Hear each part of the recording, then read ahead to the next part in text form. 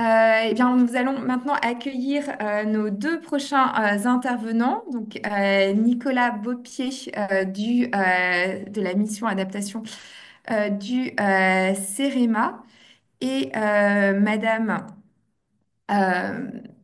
Duc Gomez, directrice générale adjointe euh, en charge de la stratégie territoriale, excusez-moi, pour la communauté de communes Bocage-Bourbonnais qui a mis en place une stratégie d'adaptation au changement climatique dans le cadre de la méthodologie TACT pour qu'elle puisse nous partager son retour d'expérience. Bonjour à toutes et Nicolas, tous. je te laisse la parole. Merci. Hélène, vous m'entendez bien? Très bien. Parfait. Merci pour cette introduction.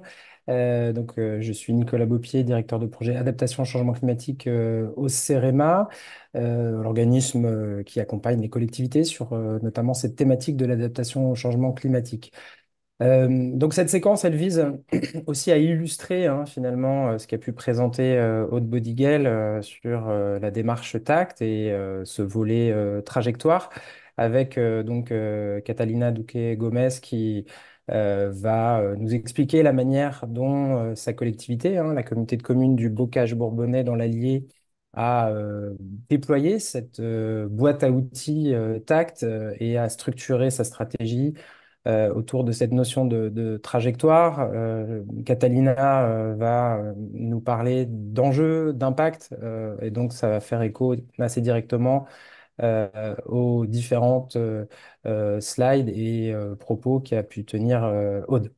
Voilà, sans plus attendre, je laisserai Catalina se présenter, puis répondre à une première question qui sera d'ailleurs illustrée, je crois, par quelques slides, de savoir tout simplement pourquoi votre collectivité a lancé la construction de cette stratégie, finalement, quelles étaient les motivations initiales de la collectivité, des élus, et peut-être ainsi, Catalina, tu pourras nous dire voilà, quel a été un peu l'historique autour du lancement de cette démarche.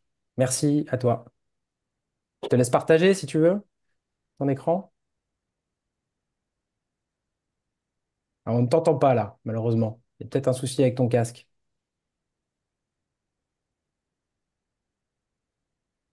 Non, on t'entend toujours pas. Peut-être que dans ce cas-là, il faut vous déconnecter et vous reconnecter. Parfois, c'est ce qui se passe. Et c'est peut-être au niveau de ton casque aussi, non?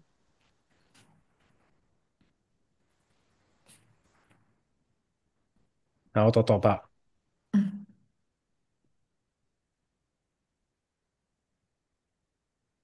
Et dans les paramètres, sinon audio, tu peux aller regarder. Enfin, oui, souvent le plus simple, c'est de se déconnecter, de se reconnecter. Décidément, il y a quelques petits soucis techniques. Je ne sais pas comment on peut. Je pense qu'elle va se reconnecter d'ici 1 ou 2 minutes. Je sais pas, Quentin, si tu es encore là, parce que je vois que ta vignette est là, mais tu es peut-être déjà parti. Si c'est pas le cas, il y avait une question sur l'horizon temporel de la démarche des indicateurs territoriaux. Oui, merci Hélène, je suis toujours là et j'étais en train d'y répondre par message, mais du coup je peux aussi le dire de vive voix. Donc en termes d'échéance, enfin c'est juste pour dire c'est une démarche continue, mais même si c'est une démarche continue, il y a en effet des échéances. Il y a déjà des indicateurs qui sont disponibles, comme je le disais, côté territoire en transition, dans côté Facilitact aussi, puis il y a une alimentation en fait qui se fait un peu dans le temps, en fonction des données qu'on peut mettre à disposition, etc. Donc ça c'est un peu la partie continue. Et sur la partie écologie pour la Tagou, c'est en mars 2025 du coup qu'on prévoit la mise à disposition de premiers référencements d'indicateurs. Et après, dans l'année 2025, il y aura aussi d'autres choses qui se font au fur et à mesure. L'idée, c'est justement d'avoir un peu cette démarche socle pour après alimenter les différents usages. Par exemple, les TCAET, Est-ce que vous m'entendez? Oui. Oui, c'est bon. Oui. Parfait. super. Et ben voilà, du coup, je peux C'est laisser bon. Jean-Baptiste la main. Merci. Bonne Excusez-moi. journée. Normalement, j'avais fait le test et ça devait fonctionner, mais C'est pas apparemment non. grave, merci Catalina, merci Quentin. Donc oui, toute première question concernant voilà, l'historique et les motivations qui ont poussé la collectivité à se lancer dans cette stratégie autour d'une trajectoire. Alors oui, déjà, merci beaucoup de nous permettre de partager notre expérience. Donc, je suis Catalina Duque Gomez, je suis directrice adjointe à la communauté de communes du Bocage-Bourbonnais en charge de la stratégie territoriale. Et du coup, pourquoi nous nous sommes lancés. Alors par contre, je pense que j'ai toujours pas le moyen de partager les slides. Euh, Alors, normalement, je c'est vous ai pas donné bien. l'autorisation. Normalement, vous êtes... Bah, c'est qu'elle s'est déconnectée, reconnectée peut-être. Il faut que tu Oui, la... justement, je vous ai Hmm. redonné, quand vous êtes reconnecté, je vous ai redonné le... C'est bon. Voilà. Est-ce que c'est bon là pour vous? Alors, pas encore, Et, ça ah, arrive. je pense que c'est bon là. Non? Ça arrive, ouais. C'est C'est bon. bon. Merci. Bon, on va y arriver. Donc, notre point de départ, ça a été dans le cadre du projet alimentaire territorial. Donc, la communauté de communes est engagée depuis 2020 dans le cadre d'un projet alimentaire territorial et lors de différents échanges que nous avons eus avec nos agriculteurs, la question des impacts du changement climatique s'est posée. Ils souhaitaient savoir comment on pouvait ou pas les accompagner. Et en fait, on s'est rendu compte qu'on n'était pas forcément équipés, on va dire, que la question de l'adaptation au changement climatique avait été peu traitée dans le cadre de notre PCAET. Et que du coup, euh, on avait besoin d'être accompagné. Et c'est dans ce cadre-là, lors de nos échanges avec nos référents ADEME, que nous avons pris connaissance de la démarche TACT et que du coup, nous avons intégré ce projet. Ce qui nous permettait aussi de faire le lien avec à la fois l'Atlas de la biodiversité communautaire qui venait juste d'être finalisé et le fait d'être engagé en tant que territoire engagé par la nature. Donc, tout d'abord, une présentation très rapide du contexte. Donc, nous sommes une petite intercommunalité au nord de l'Allier, 25 communes, un peu moins de 14 000 habitants, avec une activité rurale agricole qui est très, très importante, et notamment spécialisée dans l'élevage bovin, un peu d'ovins et de volailles qui commencent à se développer de plus en plus, et les cultures associées. Et bien évidemment, quand le nom de notre intercommunalité peut laisser comprendre, le bocage est très important, donc les haies bocagères et les forêts qui couvrent 12% du territoire. Et la question de l'eau est au cœur des préoccupations puisque nous sommes tête de trois bassins d'eau. Donc ça veut dire que l'eau coule chez nous. Donc ça fait que nous sommes fortement concernés par les épisodes aussi de sécheresse. En 2022, du coup, nous nous sommes engagés et on a fait du coup un diagnostic de vulnérabilité qui nous a permis d'identifier là où, on va dire, les principaux éléments, les principaux impacts qu'on pouvait observer aujourd'hui sur la base des données dont on disposait à ce moment-là. Donc, bien évidemment, il y avait la question du dépérissement des arbres et des autres végétaux, y compris des haies bocagères, la question de la fragilisation des sols, hein, étant un, un territoire avec un sol très argileux, donc fortement impacté par le retrait-gonflement d'argile. Nous avons des communes qui sont très, très impactées, une population vieillissante qui est du coup très, très vulnérable au fait de l'augmentation des températures dans nos bourgs qui ne sont pas forcément pensées avec un, un certain nombre de bâtiments qui sont très vieillissants aussi, donc pas forcément bien isolés ni pensés aussi lorsqu'ils sont aujourd'hui isolés en termes d'efficacité énergétique, pas forcément pensés en termes de confort thermique en été, et bien évidemment l'impact que ça a sur l'activité agricole, avec une difficulté bien évidemment en étant un terre d'élevage, un impact sur la santé du bétail, mais également un impact sur les modes de production et les pratiques agricoles qui nécessitent du coup une gestion un peu différente à la fois de l'eau, des temps d'extérieur des animaux, etc. Voilà. Très bien, merci Catalina. Alors, c'est intéressant effectivement de voir que vous avez travaillé à l'élaboration de ce diagnostic. Souvent, la question qu'on se pose ensuite, c'est comment on passe à la stratégie, hein. Ce passage du diagnostic à la stratégie n'est pas nécessairement des plus simples. Peut-être que tu vas pouvoir nous dire quelle méthode vous avez employée, comment vous avez par exemple fait appel aussi à la concertation, et puis déjà nous montrer effectivement comment ça s'illustre et ça se traduit concrètement, ce passage du diagnostic à la stratégie. Alors ouais, une fois, donc ce travail pour identifier, on va dire, pour poser le cadre, a été fait donc déjà par notre chargé de mission PCAET, avec l'accompagnement du bureau d'études qui a été mis à disposition par l'ADEME dans le cadre de la démarche. Et sur la base de l'analyse de ces données, nous avons mené un travail d'abord avec ce que nous avons appelé l'équipe cœur, qui est une équipe, on va dire, une sorte de comité de pilotage de la démarche, qui est composé d'élus et d'agents. Donc nous avons notamment autour de la table ben, les membres du bureau communautaire avec les différentes délégations. Nous avons souhaité que ça ne soit pas uniquement nos VP en charge de la transition et de l'aménagement du territoire, par exemple, qui soient autour de la table, mais la volonté a été de convier l'ensemble du bureau communautaire. Alors, tout le monde n'a pas participé à tous les temps de travail, mais lorsqu'il y avait des temps, et notamment par exemple celui que nous avons organisé sur le diagnostic, nous avons eu la totalité du bureau communautaire qui a été présent.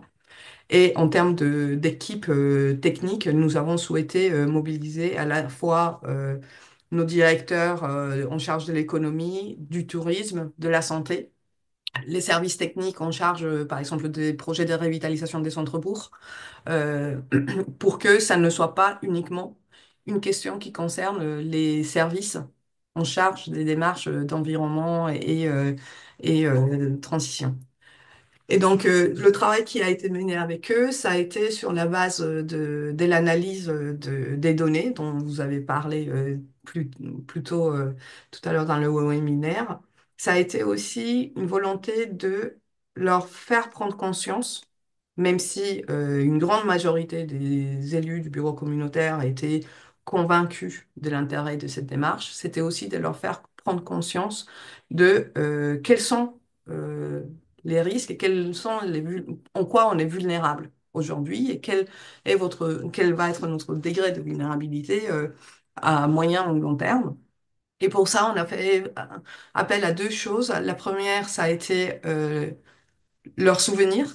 On a fait une fresque qui les a conviés à essayer, par rapport à ces différents éléments, à essayer de marquer dans le temps les événements qui pour eux ont été marquants. Par exemple, des orages, des moments où ils ont vu que le sol de leur commune et donc l'église a craqué. Bon, voilà, différents éléments qui faisaient appel à la fois à leur mémoire, mais du coup à leur connaissance très fine du territoire, pour qu'ils se rendent compte en fait que on parle au-delà de chiffres, en fait. Que on parle pas d'événements qui sont complètement déconnectés de leur quotidien, mais que eux, dans leur chair propre, dans leur manière de travailler aussi en tant qu'élus, sont concernés. Et à partir de là, il y a eu une notation qui a été faite. Donc, c'est une notation qui résulte à la fois de la notation technique de l'analyse des indicateurs, mais également d'une appréciation. Et à la suite de ce travail avec l'équipe Cœur, nous avons du coup organisé une demi-journée et qui est devenue une demi-journée annuelle du coup depuis 2022 avec toute une série de partenaires. On a une trentaine de partenaires qu'on mobilise, qu'on sollicite de manière régulière, mais surtout de manière collective lors d'ateliers, de temps de travail spécifiques avec ces partenaires pour pouvoir du coup confronter à la fois les éléments du diagnostic et cette appréciation-là sur la vulnérabilité à leurs points de vue, qui vont être aussi des points de vue beaucoup plus poussés sur certains secteurs. Donc, par exemple, l'ONF sur l'état des forêts, ils ont pu à- apporter d'autres types d'informations beaucoup plus fines sur la territorialisation. Tout à l'heure, quelqu'un me disait sur la question des échelles pour lesquelles les indicateurs sont produits, d'où l'intérêt de pouvoir confronter justement tous ces indicateurs aussi à des données de terrain et à des appréciations de terrain, et pas uniquement se baser sur ce qui est disponible. C'est très important, ces plateformes, mais la connaissance de terrain permet aussi de construire un récit et de permettre aux gens de s'approprier, voire d'avoir une lecture beaucoup plus fine. Nous, par exemple, notre station de météo la plus proche se trouve à 50 km du territoire. Donc, elle n'est pas forcément si précise que ça. Quand on voulait travailler sur la question des vents, sur la question de la pluviométrie, etc., bah, on ne disposait pas toujours de données très, très fines sur notre territoire à notre échelle. Donc, voilà comment, à la suite de ça, on a pu passer du coup à prioriser. Et à l'issue de ça, donc, euh, la consigne méthodologique des TACT, c'est de se focaliser et de prioriser un enjeu. Et cette complexité, elle n'est pas moindre. Et nous n'avons pas pu le faire. D'un point de vue technique, nous n'avons pas pu accompagner les élus à choisir, prioriser un seul enjeu. Il y a eu une priorisation par rapport à différents enjeux, donc une analyse plutôt transversale des plusieurs enjeux. Euh, mais nous n'avons pas réussi à les faire choisir un seul enjeu sur lequel allait être déployée la stratégie. Donc le choix a été fait de travailler sur trois enjeux en même temps. Euh, Ce qui peut poser une difficulté, mais ce qui nous permet aujourd'hui de mobiliser aussi différents acteurs dans le cadre de la démarche. Sinon, on se serait centré ou focalisé sur des actions qui vont mobiliser que certains acteurs. Donc, je ne sais pas si ça répond ou pas complètement à ta question, Nicolas. Ouais, si, je pense que ça, c'est intéressant. Et puis peut-être que voilà, tu peux aussi focaliser, mettre l'accent sur un enjeu en particulier. Ouais. Mm. Ouais, et donc pour revenir du coup sur ce que Aude expliquait sur la question de la planification dynamique, donc à partir de ces observations et de ces enjeux, nous avons mené un travail en interne et avec les partenaires pour essayer de construire des récits en fait sur bon, quel est l'état actuel, donc notre niveau 1, quelles sont les observations, donc où on en est du niveau d'impact, hein, quelle est la suite, qu'est-ce qu'on observerait au moment que la situation va s'aggraver un peu, entre guillemets, et qu'est-ce qui serait pour nous la situation extrême. Je fais un tout petit aparté parce que ça a été très important lors de l'atelier que nous avons consacré avec les partenaires à ce travail-là. On s'est rendu compte que euh, la rédaction qu'on avait au départ, pas celle-ci, mais celle qu'on avait au départ, ne permettait pas de voir la diversité des situations, des impacts sur notre territoire. En étant un territoire, entre guillemets, assez petit, il y a quand même, dans certains bassins, on observe des, des évolutions qui sont peut-être plus rapides. Et donc, ce travail, ça a été très important parce que ça nous a permis d'identifier aussi des secteurs qui pourront être priorisés par la suite dans le cadre du plan d'action. Donc ça, c'est quelque chose d'important. On a fait le choix, du coup, de travailler sur ces trois niveaux d'impact de manière concertée. Ça a été une rédaction collective lors de l'atelier. Euh, et la difficulté à laquelle on a été confronté, c'est que tout de suite, il faut changer de culture de la planification, de la construction des plans d'action.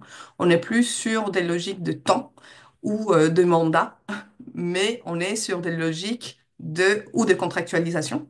Je pense par exemple aux contractualisations avec l'État ou avec la région sur certaines actions qui nous donnent des temporalités. Là, on n'est plus du tout là-dedans, mais on est sur des logiques des niveaux d'impact. Et ça, c'est pas si simple que ça à faire comprendre à la fois aux services techniques, aux élus, aux partenaires. Et il y a tout un travail quand même assez important de pédagogie autour de la méthodologie quand même à mener.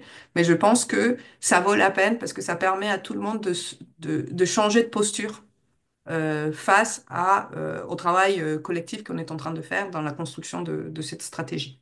Et est-ce que tu dirais, Catalina, que cette pédagogie autour des niveaux d'impact voilà, donne des résultats déjà? Est-ce qu'il y a une appropriation en quelque sorte de cette idée qu'on construit là des trajectoires justement qui s'adaptent à des niveaux d'impact et qu'on n'est pas dans une planification classique?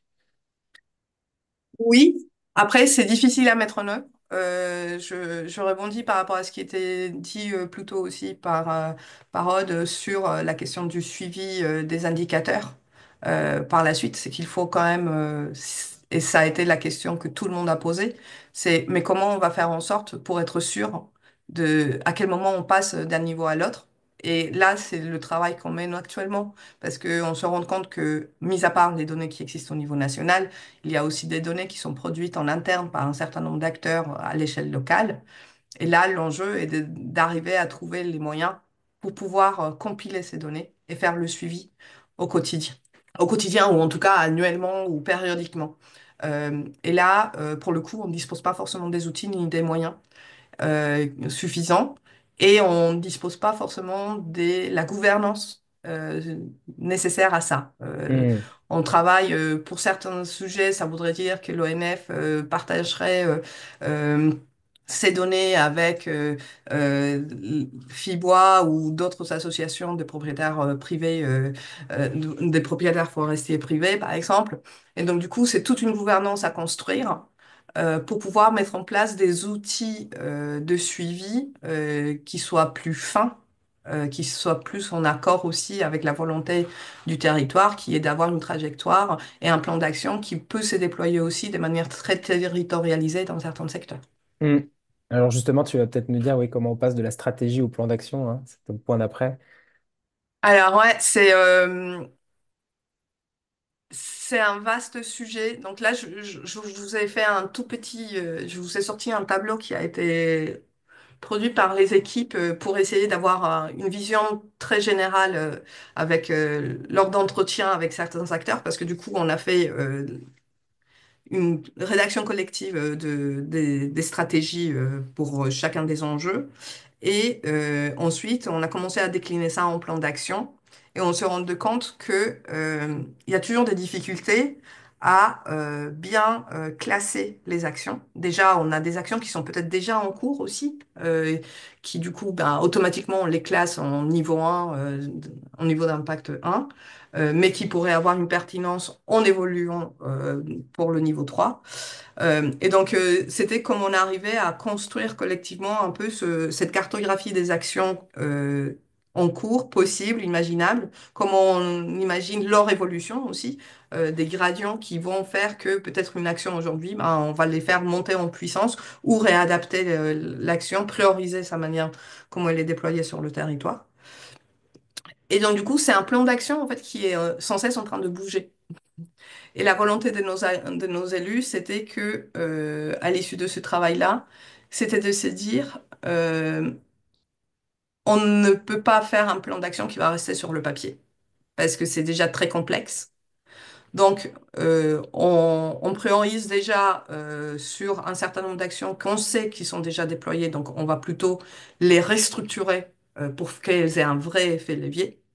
Et de l'autre côté, on va prioriser un certain nombre d'actions qui vont être plutôt de la gouvernance, comme je disais, qui vont nous permettre de construire les bases pour que pour le niveau 2 et le niveau 3, on ait la coopération suffisante entre acteurs pour déployer des actions qui vont avoir une envergure un peu plus importante, y compris d'un point de vue financier et technique. Euh, donc, on passe de la stratégie à l'action en identifiant ce qu'on peut faire. Il y a toujours cette difficulté sur le niveau 3, qui est très difficile. On a vraiment du mal, et je pense qu'on n'est pas le seul territoire à se projeter sur qu'est-ce qu'on peut mettre en place lorsqu'on arrive à une situation extrême. Je pense qu'il y a un blocage aussi collectif en se disant bah, on n'arrivera jamais au niveau 3. Ça génère aussi un peu d'angoisse collective, je pense, de se dire que ce qu'on a prévu pour le niveau 1 et le niveau 2 n'aura aucun effet. Donc, du coup, on accepte de prévoir des choses assez fines sur le niveau 3. Aujourd'hui, notre plan d'action n'est pas celui-ci, hein, que je vous projette. Il a été retravaillé à l'issue de toute une série d'entretiens qui ont été menés de manière bilatérale ou collective avec certains acteurs par filière ou par groupe d'acteurs en fonction de leurs centres d'action pour pouvoir les préciser et les rendre plus opérationnels. Mais c'est là où la plateforme Tact peut avoir un intérêt en tant qu'outil, même si c'est un peu chronophage. Nous, on n'est pas tout à fait bon élève parce qu'à un moment donné, on a un petit peu abandonné euh, la plateforme pour compléter par ailleurs dans un autre outil, pour pouvoir le partager avec les partenaires. Mais la plateforme permet vraiment de manière assez visuelle aussi de voir les interactions entre les différentes actions et comment tout ça s'organise dans un plan d'action. Ok, très bien. Et puis peut-être oui, pour finir, justement pour illustrer un peu plus voilà, la manière dont cette stratégie a été amenée dans ton territoire, tu peux nous dire oui, quel résultat finalement ça a produit, ce que vous en tirez aussi hein, vous, comme enseignement. Et puis peut-être tu pourras donner aussi quelques conseils aux collectivités qui sont ici sur la manière dont on doit s'y prendre potentiellement pour construire ce type de stratégie et de trajectoire. Ouais. Alors, cette petite diapo là que je vous partage, c'est une diapo qu'on a construite avec justement l'équipe Cœur. Lors de l'une des premières sollicitations pour partager notre expérience sur Tact, on a souhaité, lors d'une réunion de l'équipe Cœur, de leur demander ben, qu'est-ce qu'ils voyaient comme bénéfice en fait de cette démarche. Et donc c'est surtout les élus qui se sont prêtés à cet exercice-là. Et pour eux, en fait, il y a eu déjà cette question de la sensibilisation. Euh, Certains d'entre eux n'étaient pas tout à fait alignés, on va dire. Donc une prise de conscience, ne plus se sentir éloigné de ça, notamment dans un milieu rural où bah, les questions d'îlots de chaleur, par exemple, ou de qualité de l'air sont vues comme une problématique urbaine, alors que ce n'est pas une problématique urbaine. Donc voilà, arriver à faire ce lien entre cette situation-là et la réalité du territoire. Et après, cette question du questionnement collectif sur les priorités. Et donc, sur le rôle de la collectivité, in fine, dans ces cadres-là, sur le fait que ben, la collectivité, compte tenu de l'ampleur des enjeux, ne peut pas être toute seule, en fait. Elle peut pas agir toute seule, et encore moins une petite collectivité avec très peu de moyens, comme la nôtre.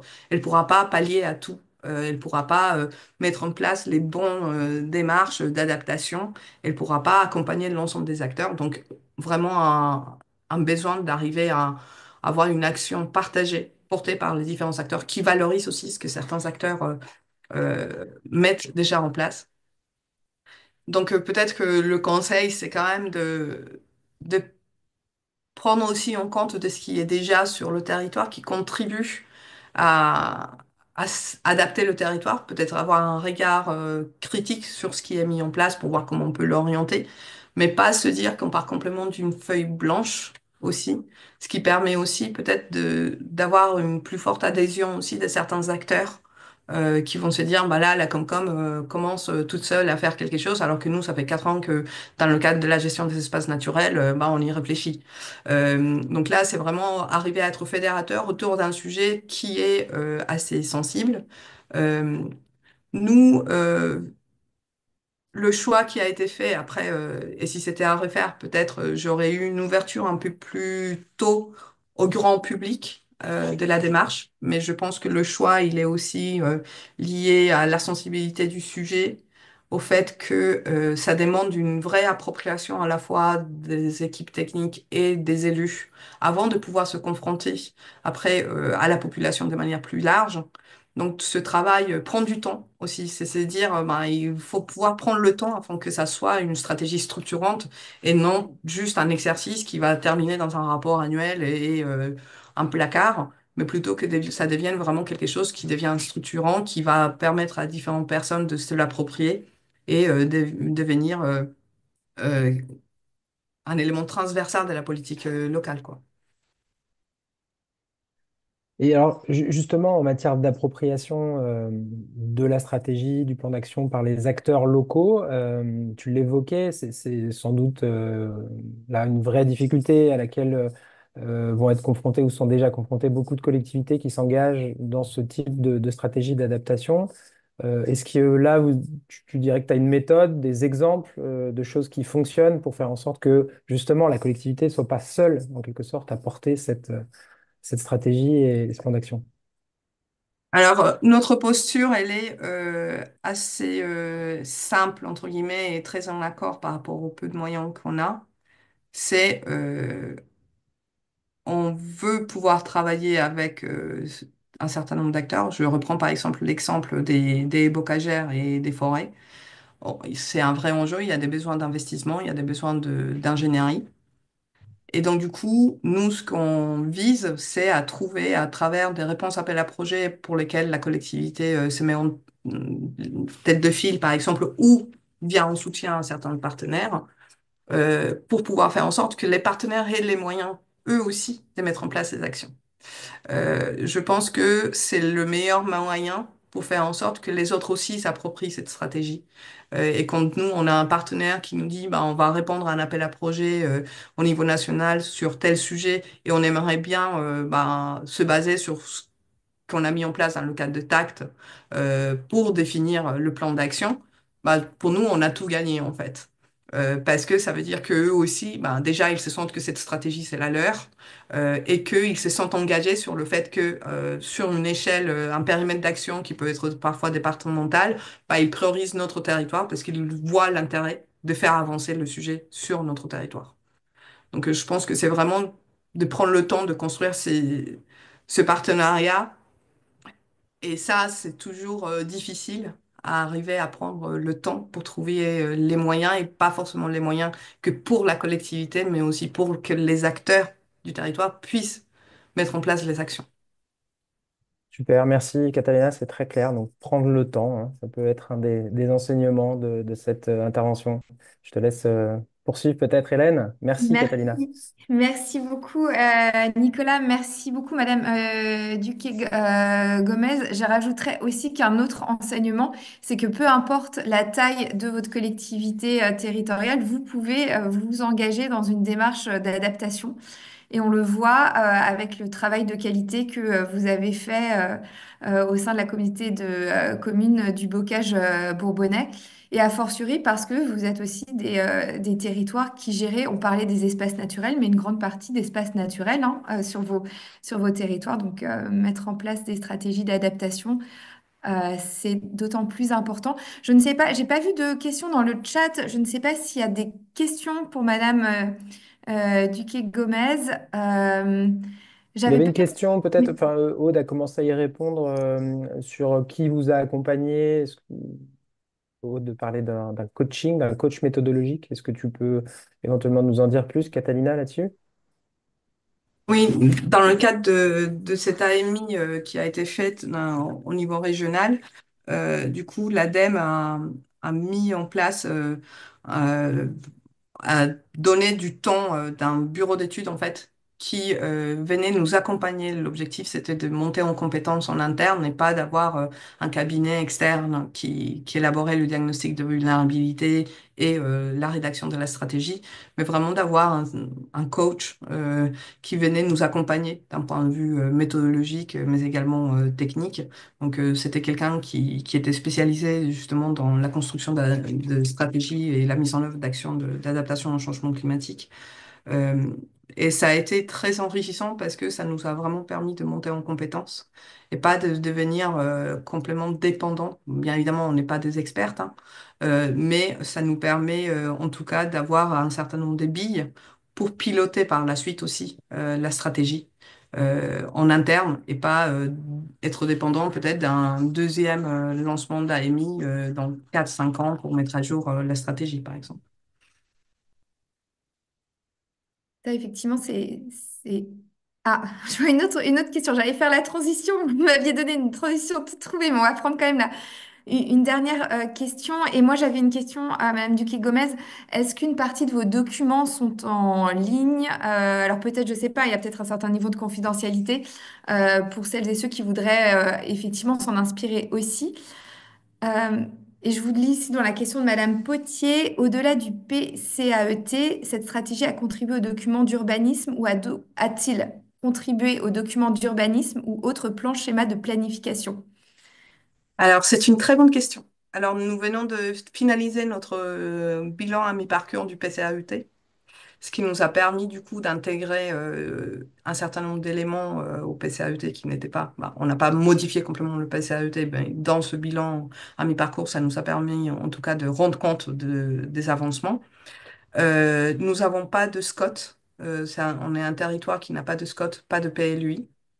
Nous nous lançons en ce moment justement dans l'élaboration du PLUI et bien évidemment la stratégie d'adaptation va être un fil conducteur de l'élaboration du PLUI avec notamment toute une série d'actions aussi de sensibilisation et de dialogue qu'on prévoit à partir de la rentrée avec différents acteurs sur comment on doit justement traduire la stratégie dans à la fois le PADD et les différents éléments du règlement, les OAP, etc.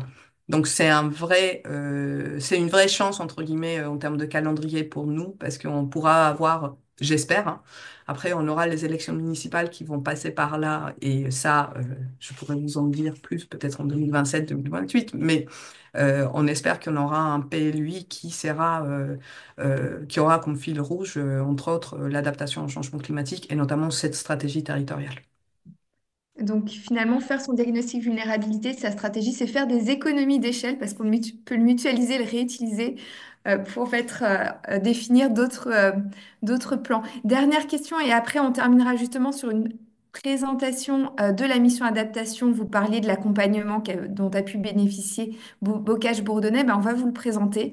Donc je termine juste sur Vous aviez une question de Monsieur ou Madame Guémard sur le volet grand public que vous auriez commencé plus tôt si c'était à refaire.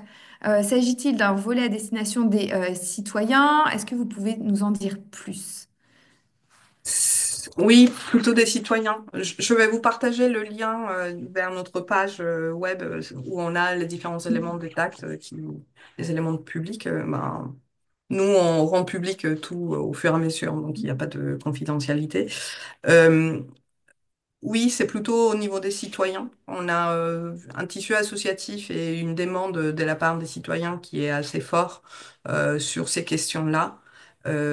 Mais c'est vrai qu'on n'a pas su trouver un autre moment propice.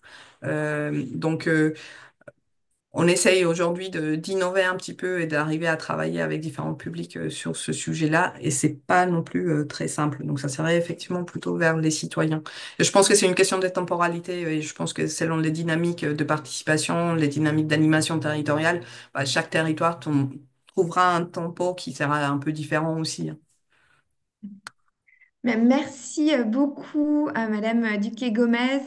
Merci aussi d'avoir partagé votre retour d'expérience, vos documents qui, j'espère, vont en inspirer plusieurs à sauter le pas pour aussi développer leur démarche d'adaptation au changement climatique. Et merci beaucoup à Nicolas pour l'animation de la séquence et avoir partagé aussi ton expérience et l'expérience du CEREMA.